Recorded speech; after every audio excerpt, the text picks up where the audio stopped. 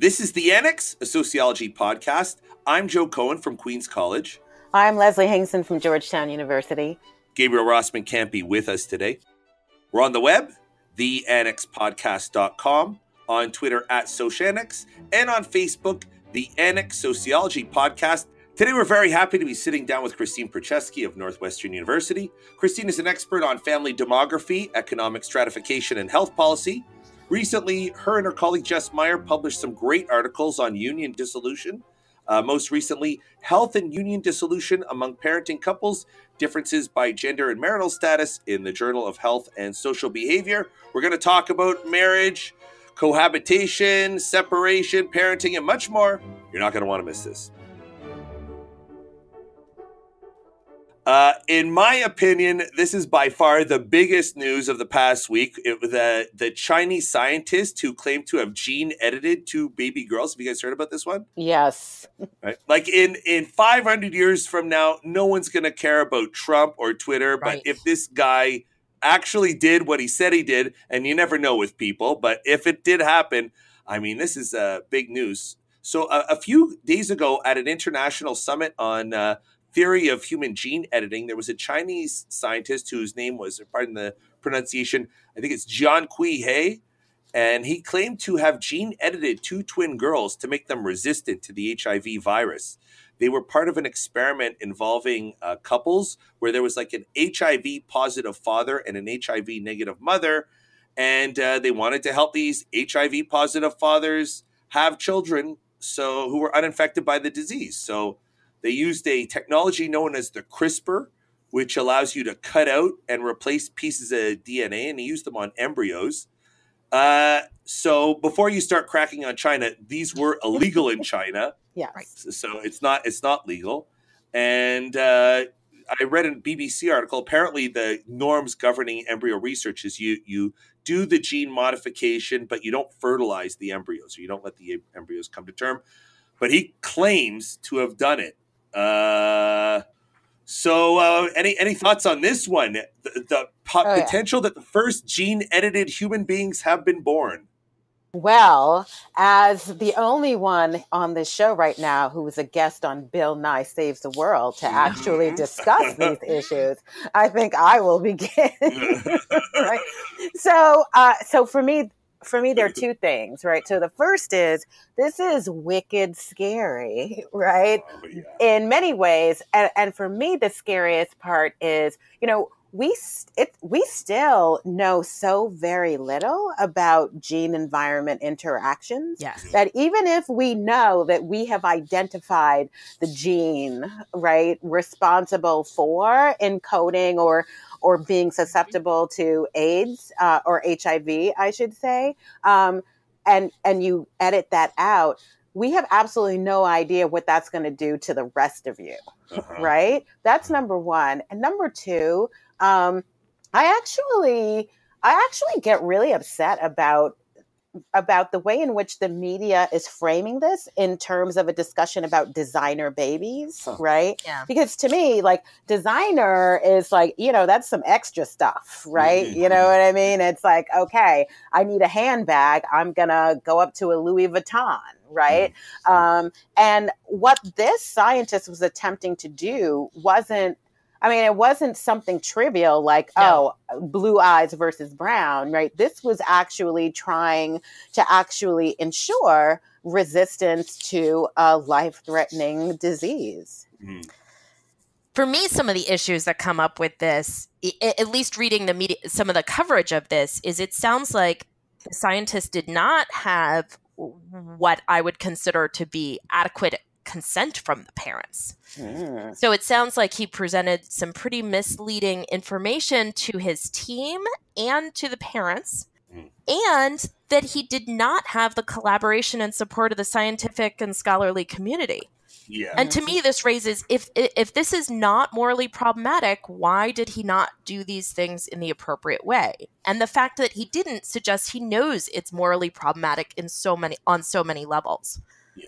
This is like some Island of Dr. Moreau stuff. Yes. Yes. And so even if the outcome or long term, we think that this ends up, saving people from a lot of suffering and has no downstream negative implications. The fact that he went about it in this way suggests that he knows there's problematic parts of it, and it's sort of fruit of the poisonous tree here, right? Like, we just can't accept this.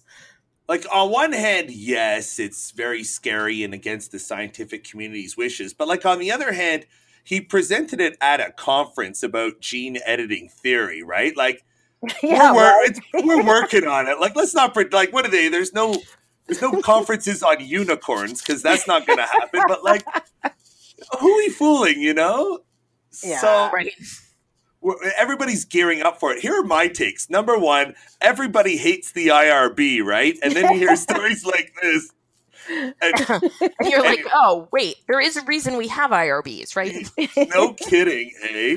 And number two, like, gene editing is coming. And everybody who refuses to mess with their genes is probably going to end up in the underclass, right? Is that what's going to happen, basically? I don't think so. No? You know what? It's really scary, right? Because you're like, then like there's a slippery slope. Like, even if we're not talking about like what we call designer baby stuff, is like what aspects of a person's like genome ends up being seen as inadequate, right? Or undesirable. Or undesirable, or even seen as a disorder, right? Or abnormal, right? It's like, you know what I mean? If this was going down like 300 years ago, you know what I mean? Or actually, I shouldn't say 300 years ago, right after emancipation, I'm sure they'd be editing out anything having to do with my melanin at this point in time, right? But they would.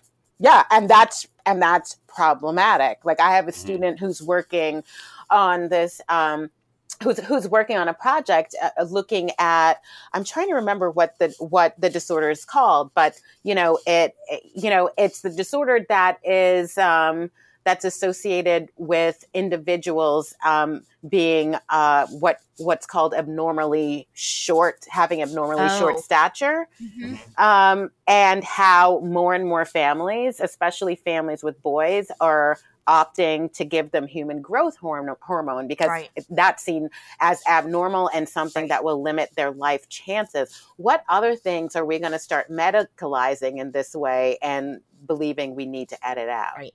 And we don't know, too, what diseases will come down the pike that by editing the human genome, we've gotten rid of some possibility of resistance and some set of genes that might be protective, right? Yep. Sickle cell trait, for example. It's like unintended consequences. But here's the thing. It is coming, right? Like, it's coming. There's no way we're going to stop. Is this something that we should be fighting tooth and nail? Or is this something like it's going to happen, so we might as well start planning for a smooth transition into our genetically engineered stage of human history where we're all like, lab managed beings. Right. Yeah, I mean, I don't know. Like, even one of the scientists who actually helped to develop CRISPR, I remember watching her in an interview, and she and she was saying, like, she'd had this dream, right? That the people at her institution, I can't remember where she is. The head of her department said, oh, there's someone who's really interested in your work who'd really like to meet you. And they walk into the conference room and the chair spins around and it's Adolf Hitler. Oh, geez. Right. And, so even she is like, oh, my God. Like, what hath we wrought? Yes. Yes. And maybe some of this is, I don't want to say inevitable, but definitely coming. But I don't think that means that we have to abandon all the questions about it or give up any attempt at regulation or scientific consensus or dialogue with, folks concerned with ethics and religion. And I think this needs to be a much deeper, longer discussion that's probably subject to some sort of international agreements and regulation. Oh, yeah. I wonder. So you figure by the time we're all grandparents and our grandchildren come and tell us that they're pregnant and they're looking to have an 8-foot tall. I don't think they were going to be. I don't think it's coming that soon. I mean, my kids are younger than yours, but I don't think it's coming that soon. Well, maybe that'll be a definitive 4-year difference. Yeah, I mean, but I think there are two issues here, right? I mean, I think that the scientific community will come together in order to create, rules and regulations and, and have like a very long list of things that can and cannot be done. Yes. But that doesn't prevent rogue people, It does not. right, from going off and using the technology for other means. It does not. Yeah. So, Leslie, have you been doing work on CRISPR? Or? No, so I haven't been. I have not been doing work on CRISPR at all. Like the work that I do really is just looking at race and the whole new genomic revolution and what that means in terms of whether or not we're doing yet another 180 and saying, you know what, forget about the whole social constructionist sort of view of race that we have. We are going into this whole brave new world where, God darn it, we are going to find those genes that show us that race is actually a genetic thing. Right. That's the work that I'm doing. This whole CRISPR thing was just Bill Nye called and I showed up. Why not? Right. Yeah. You don't say no to Bill Nye. No, you don't.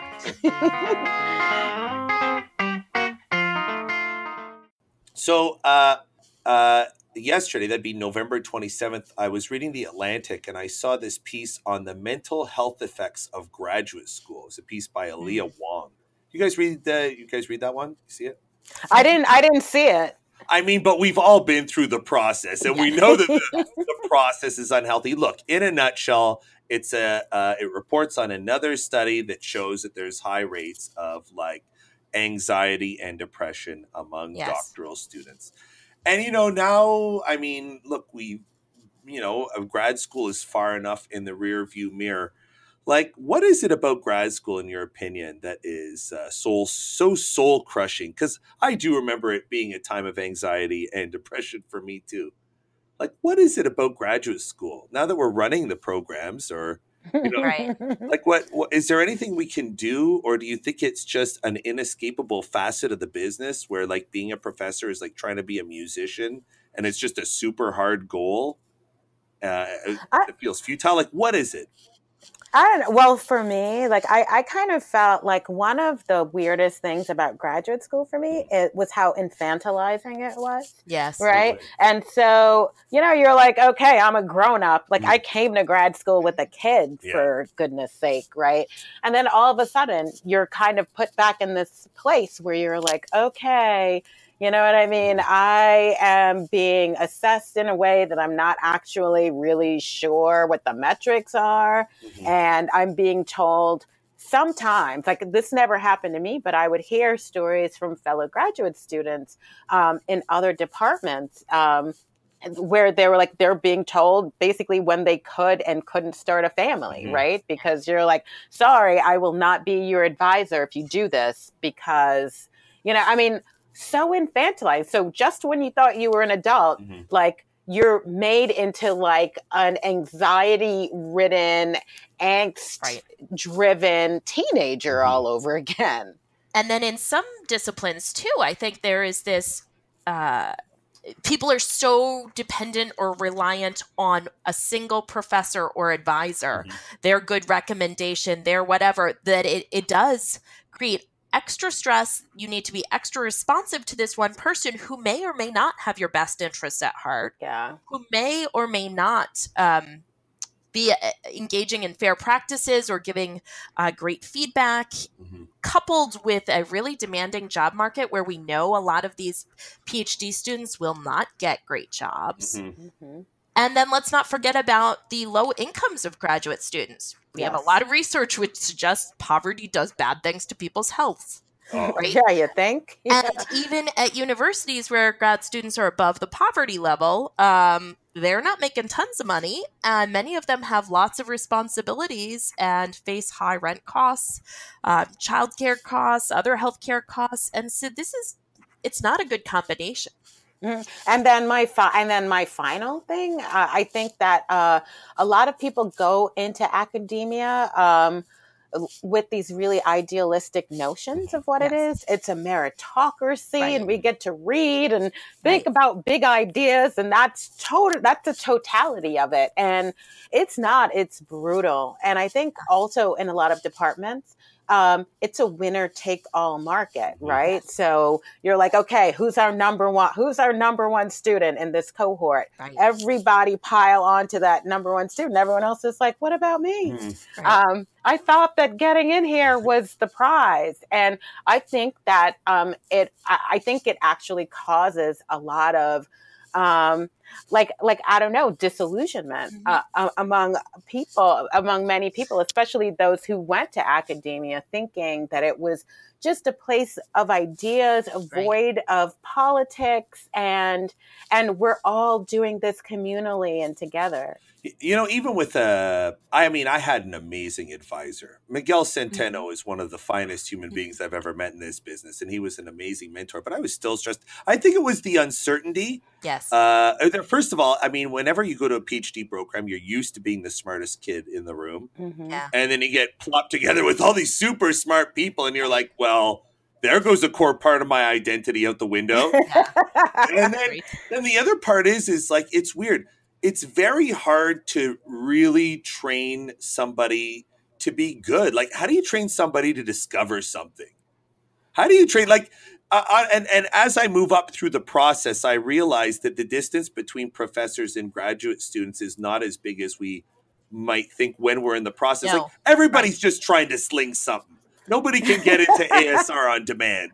Right? And like, if your advisor had an amazing idea, your advisor would probably be using that idea to get into AJS themselves, unless they just didn't want to bother. Like, some people's nests are so feathered, I suppose. But like, it's the uncertainty is crippling, and just the lack of jobs.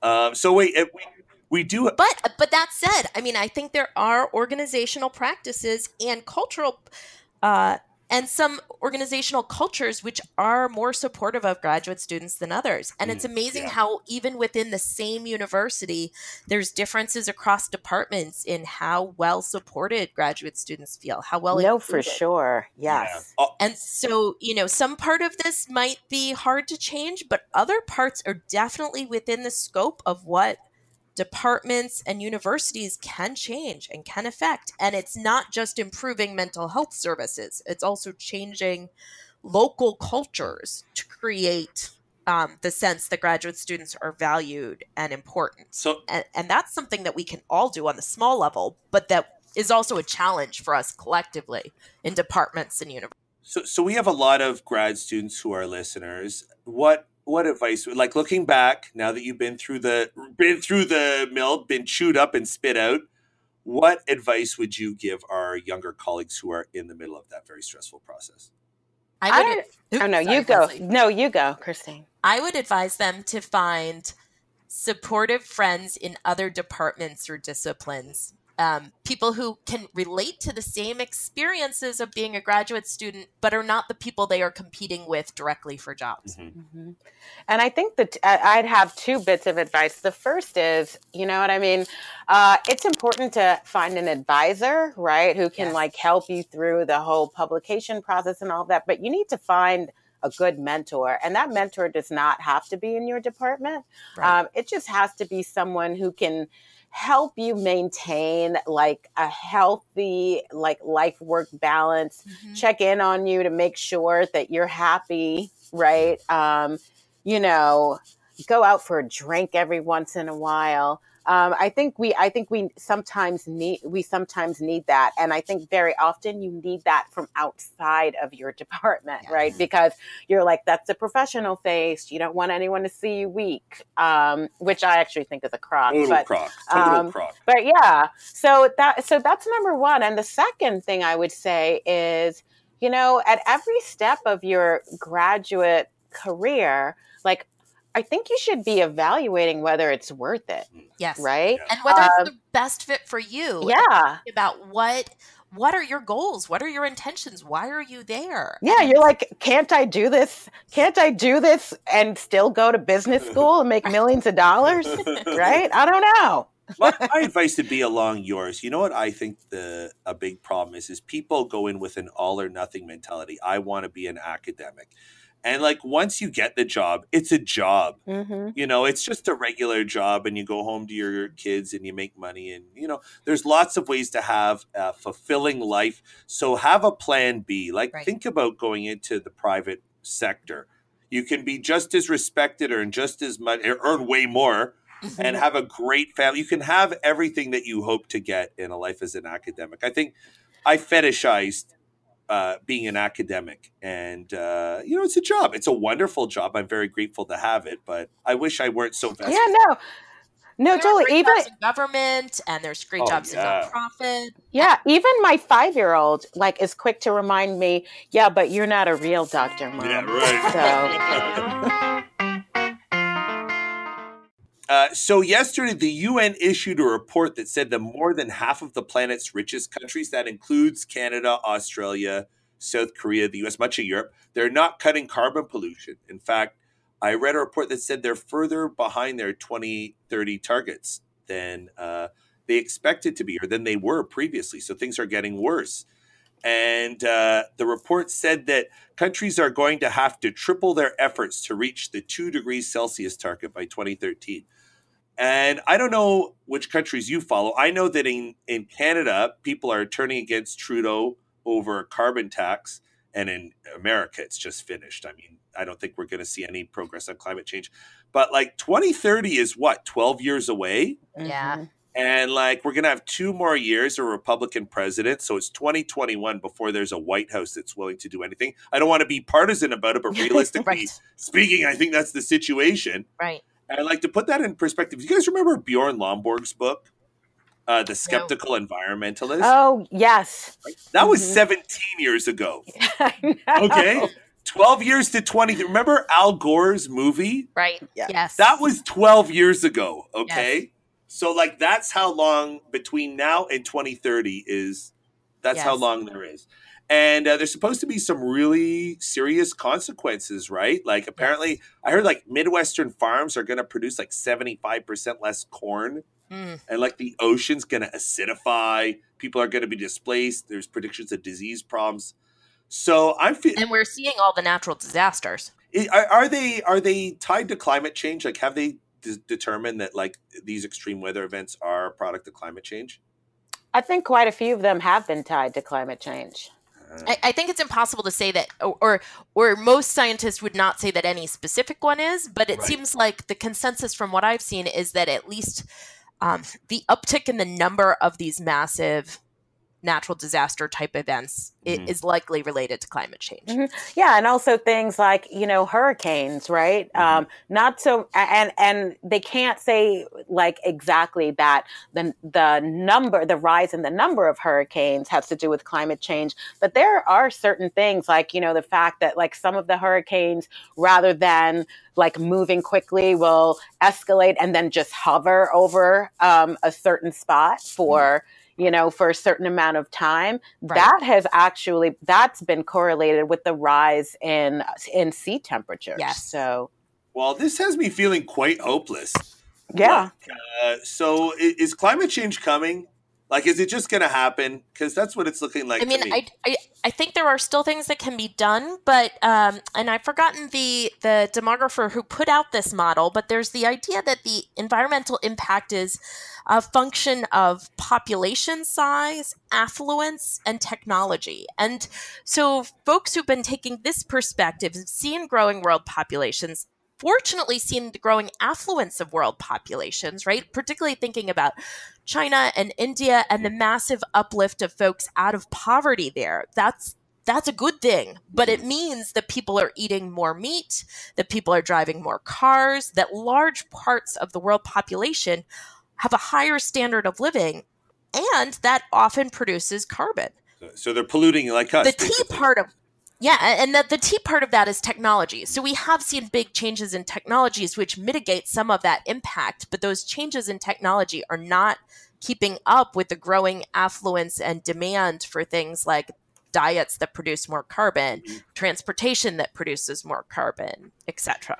Which, you know what I mean? Like, part of me actually believes that if we put higher value or higher dollar signs on technology that would help to reduce carbon, you know what I mean? We'd have all these young kids who Yes. are about to get out of college, instead of trying to find the next big social media platform, right? They'd be working on this. Yes, they would be. Yes. And so I think there is a role here. And I hate to say anything is inevitable, because history proves that's not true, right? There have been many points in the past where people have predicted some upcoming disaster that they thought was impossible to avoid, that then there was some great development that really turned everything on its head. Mm-hmm. At the same time, we know it is hard to turn things on their head, and getting the world population all on the same page is not going to be easy. And it also seems deeply unfair to me that we say to populations in middle income countries that no, they can't use these technologies because it's going to hurt the earth. And yet folks in the richest countries like us in the US or folks in Canada, it's okay for them to, right? Mm-hmm. Or it's okay that we actually made it so that you can't. That's right. That's right. So, that's right. So if you were advising, let's say we expect it to happen, does sociology have anything to contribute to, like either helping us head off a disaster or helping us adapt to a climate disaster? Like, where can we help? I think we need to be very aware of the fact that this is going to unequally impact the least advantaged, both globally and within our own societies. Yeah, and I think also, as sociologists, I think that we actually can play a role in commenting on, like, what I really, really believe is this late stage capitalism era, right? Where we need to actually think about ways to actually better respond to and better create incentives to doing things for good, right? How do we create market incentives, right? That can actually do good things, right? As opposed to simply allowing this thing that's called the market, Right. that says that we all have to be disinterested and we all have to be following our own self-interest, and then let the market say, like, what the value of a thing is, and there will go. I mean, like, who could have predicted 40 years ago that a thing like Twitter, right, would have the valuation that it does? You'd be like, oh, that's a cute thing, kid, right? You know what I mean? Like, somebody go make me a new Xerox machine, right? And clearly the market for low carbon products and technologies that mitigate carbon effects, those are impacted by government policies, government incentives, the structure of markets, all of these things that we do have some control over, or could. And the U.S. and other wealthy industrialized countries need to take a leading role here. Yeah. Those technologies are going to be developed here. I think that's I think the U.S. leadership role is a thing. You know, from a Canadian... Well, too late for that. Yikes. But there could be private incentives here, too. Or California. Some of our states could be building incentives, even if we're not building them at the federal level. And now we turn to Christine Percheski from Northwestern University. Christine recently published 2 terrific articles on union dissolution. Last year in PLOS One, she and Jess Meyer published Health Behaviors in Union Dissolution Among Parents of Young Children, Differences by Marital Status. And more recently, the 2 published Health and Union Dissolution Among Parenting Couples, Differences by Gender and Marital Status in the Journal of Health and Social Behavior. They were terrific articles, Christine. Thank you. So it's a pleasure to have you join us. Thank you for coming. I'm so excited to talk about this new research. It was really good. I loved it. And it's always great when someone you know and like is doing great work. So wait, let's start off with some basics, because, everybody comes from a different, subsection of the field. Sure. You study union dissolution, right? So maybe... Right. So go ahead. Think about divorce or breaking up among cohabiting couples. That's right. And you do it among parents, right? Parents, So, right. Wait, cohabitation is on the rise. How prevalent is it among parents? Yeah, so about 1 in 5 kids are born to a cohabiting couple. So they're both of their biological parents are cohabiting when they are born. That's right. Couples living together but not married, and it's much more common than it was just a few decades ago. And many of our studies to date on parents and dynamics between parents have thought about two camps of folks. They've thought about married couples where both biological parents are married to each other, and here we're thinking mothers and fathers, because up until recently, at least in the U.S. case, same-sex marriage wasn't available across the US. So most of those studies have looked at moms and dads married to each other, and the contrast has been single mom families. And in recent decades, we've seen a lot more family diversity, along with the rise of moms and dads living together, but who aren't married together, married to each other. Yeah. And then, first of all, why do they think cohabitation is on the rise among parents who are parenting the same child? That's a great question. There's a lot of different answers to this. In short, marriage has become less socially necessary, and it's become more feasible for folks to live together without being married. Mm-hmm. And at the same time, the symbolic value of marriage has risen such that many couples and popular society has in place all these expectations, like folks shouldn't get married unless they have some savings. Folks shouldn't get married unless they have money for a big showy wedding. Folks shouldn't get married if they still have a lot of debt, or if somebody has an addiction, a substance addiction, or if there's still romantic infidelity or sexual infidelity. And so the bar for what makes a good marriage has risen. Oh, interesting. And the resources that people have in some parts of the population have shrunk. So combined with new norms about that it's okay for people to live together without being married. So it's this combination of cultural factors and structural factors and all coming together. Yeah. So Christine, I have two questions. So the first is, how much of this has to do with, what people have been saying is like the growing secularization of the United States, right? Which, we're still a fairly religious country, right. but we seem to be becoming less so, number one. And number two, the fact that it used to be that when we thought about people who cohabited and even parents who cohabited, we tended to think about lower income individuals, people with lower levels of education. Right. Whereas, from what I understand, there's actually been a pretty significant increase in cohabiting parents who actually have relatively high levels of education. Yeah. So so on the first part of that, yes, the religiosity of the U.S. is interesting because we're a much more religious country than, let's say, most of Western Europe. Mm-hmm. And that probably has something to do with what's going on here in that we have lower levels of cohabiting parenthood than some countries in Western Europe. Mm-hmm. And cohabiting parenthood is less common among the most religious folks in the U.S. But that said, we have seen this decline in religiosity, and it's even become more common among folks who are religious. Mm-hmm. So the religiosity part of it is complicated, but it's probably part of the story. Okay. Regarding the education gradient, yes, there's been an increase in the share of, let's say, people with a college education who have kids while cohabiting and don't wait for marriage to do that. But it is still most common among those with the least education. Mm-hmm. It's moving up through the middle class a bit. So it used to be that it was predominantly among people without a high school degree, and now it's a lot of those some college folks. It's still pretty uncommon for college-educated women to have their babies in cohabiting unions instead of in marriage.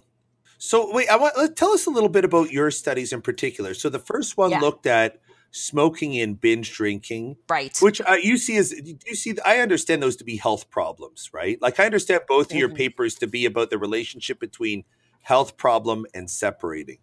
That's Yeah. right. And so, health conditions and health behaviors are somewhat different. But so thinking about starting with health behaviors, right? There's reasons that we might think it's hard to parent your children well if you binge drink regularly or if you're smoking regularly.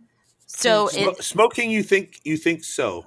yes, I mean, there's all this research that secondhand smoke is not good for children. Fair enough. Yeah. And so, it's hard to effectively supervise children if you have to keep leaving the home to smoke outside. And if you don't leave the home to smoke outside, then you're exposing your children to secondhand smoke. Mm-hmm.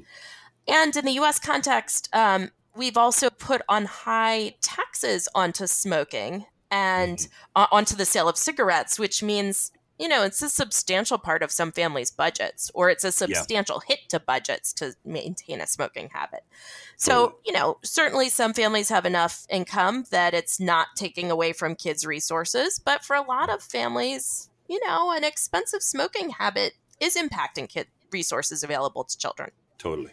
And binge drinking, again, hard to think about how you're effectively supervising children if you're regularly binge drinking. Right. Now, you can imagine scenarios where people arrange their schedules so that somebody else is in charge of the children on the days that they want to binge drink. And perhaps, perhaps that, maybe that doesn't have an impact. But, thinking more broadly, yes. Right.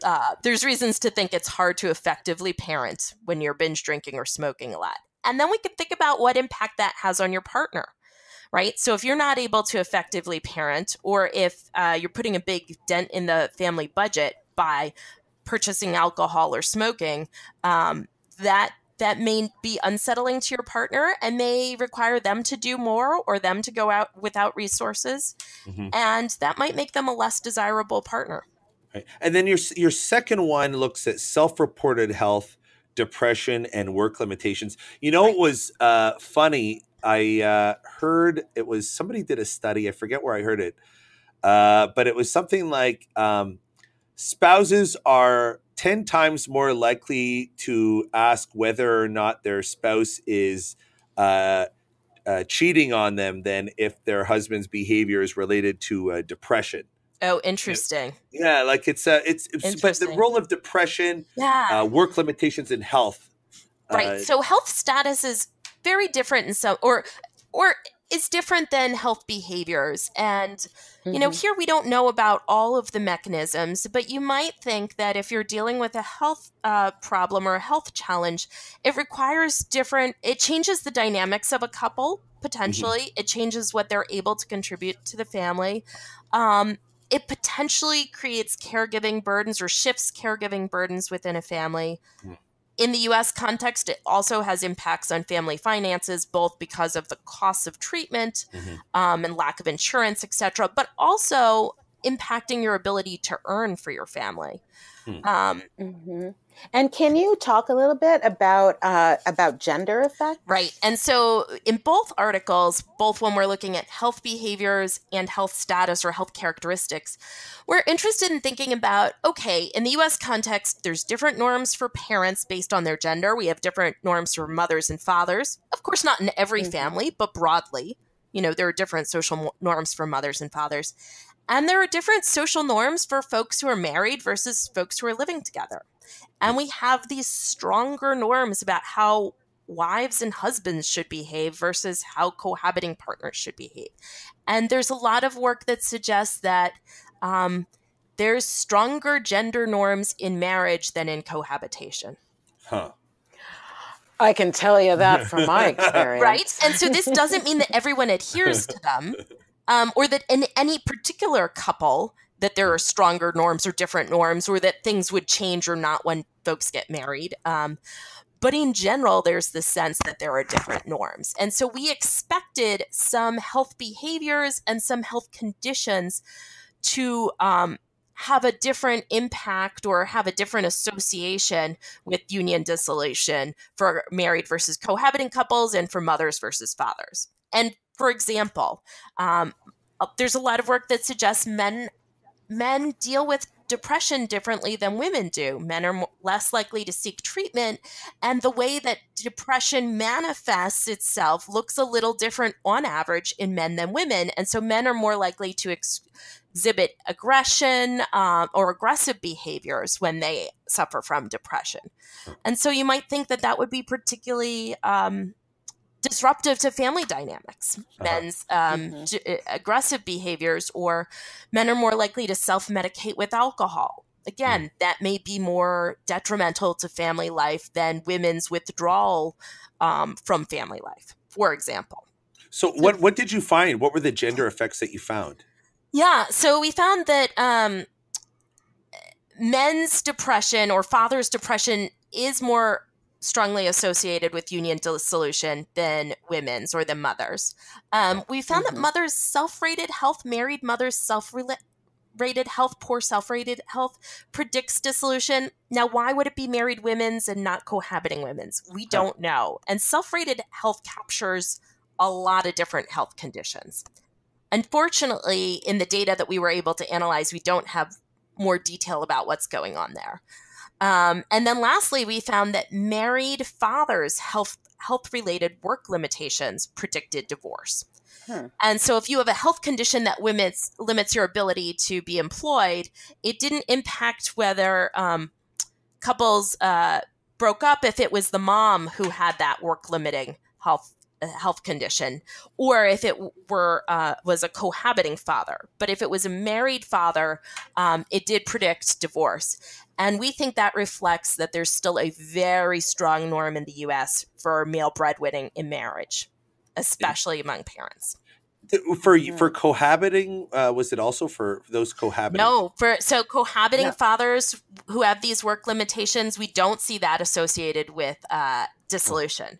Now, there could be some reasons, like the cohabiting couples break up at much higher rates to begin with, and so it may be that they're just not together long enough, or that fewer of them are together long enough. But here we think there's reasonably strong evidence here that it's about different norms, or that it might be partially about different norms about breadwinning. Yeah, I think that's amazing. And then and what else, the other thing that I found interesting in your paper was this argument that we hear people argue for marriage by saying, married people live longer and they're healthier, happier. But your study suggests that there might be people afflicted by health problems might be getting selected out of marriages. So we're only looking at the healthy remainders.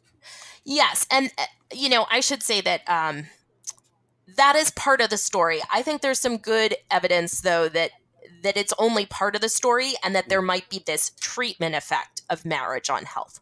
That couples engage in different caretaking behaviors, different health monitoring behaviors. They have access to different resources when they're married versus when they're cohabiting. And so, my read of the evidence is that for some types of couples, there does seem to be a marriage impact on their health. But there is also this big thing where men and women who engage in risky health behaviors don't tend to stay married as long. Men and women who have certain types of health conditions are more likely to be divorced. So it's both. And we don't have, the world's best evidence because we don't randomly assign people to marriage. We don't randomly assign people to break up. Right. But I think the available evidence suggests, yes, part of the story is that people who have certain types of health challenges are more likely to divorce, and people who engage in certain kinds of risky health behaviors are more likely to divorce. So what about in sickness and in health, though? Isn't that what marriage is supposed to be about? Yes, and in fact, one of our early titles for this article was "In Sickness and in Health." Oh yeah, totally. Somebody else had already used that title. Oh, for sure. Oh, that's the pits. That's the worst. Right. So that was one of the competing hypotheses. I mean, you might have this hypothesis that married couples have a stronger bond because they explicitly, in their vows, not always but often, pledge in sickness and in health. And in some ways we see that, but we also see that there's stronger norms about what married couples should be doing. And and to the extent that health interferes with being the kind of spouse that in the US today we expect in a marriage, it's problematic. One of my colleagues here at Northwestern, Eli Finkel, who's a psychologist, has this great book on, what we expect from marriages today and how that's somewhat realistic. We expect marriage to fulfill all of these personal fulfillment goals, and we expect our spouses to do all of these things and to be our everything. And that's a really high bar that few marriages can hit, right? Yeah, totally.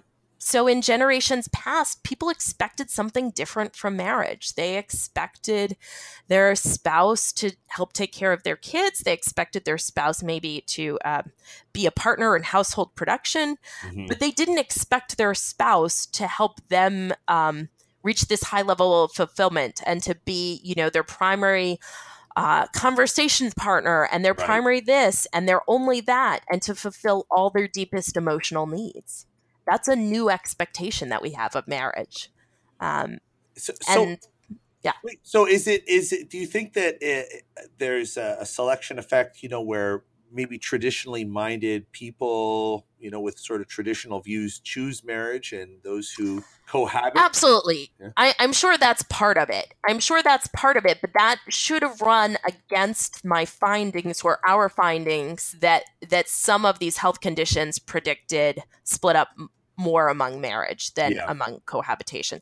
Absolutely. And we try to take that into account a little bit in our statistical models. So we include things like a measure of whether both partners go to church or go to religious services weekly. We include a measure of gender ideology, right? Because if it's really just about folks with the most gender traditional roles are married, or folks who attend religious services weekly are married, then we should have been able to sort of control for that a little bit. That said, there's all these reasons people marry or don't marry that are really hard to capture in a statistical model. So there's certainly selection into marriage, but we're looking at, in some ways, the selection out of marriage. And that's interesting too. So like you've thought about marriage. I guess you've been pondering over it for quite a while. So like through this journey, like what's marriage all about then? A lot of different things to a lot of different people. Rats. Yeah, I mean, that's probably the right answer, as it often is, right? All right. A lot of different things to a lot of different people. That said, we have certain social expectations in the U.S., and some of them are changing, but some of them are not. Yeah. So most mothers with young children work today. But we still seem to have this expectation that fathers need to be breadwinners. Yeah. And, in some ways that undermines a lot of marriages where the father, for various reasons, either structural reasons, the kind of job he used to work in has disappeared, health reasons, he doesn't have the health to do that, discrimination, that he has a criminal record and he's effectively been banned from employment. I mean, there's lots of reasons why men and fathers who'd like to be working can't. And this strong social norm might undercut what would otherwise be stable marriages.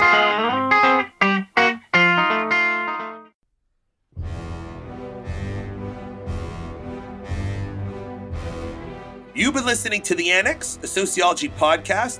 A special thank you to Christine Percheski of Northwestern University. We discussed two of her articles today: Health Behaviors and Union Dissolution Among Parents of Young Children, Differences by Marital Status in PLOS One, and Health and Union Dissolution Among Parenting Couples, Differences by Gender and Marital Status in the Journal of Health and Social Behavior. We're on the web, theannexpodcast.com, on Twitter @Sociannex, and on Facebook, The Annex Sociology Podcast. Our producer is Liseth Moreno. On behalf of Leslie Hinkson, who had to leave early, and Gabriel Rossman, who couldn't make it today, I'm Joe Cohen. Thanks for listening.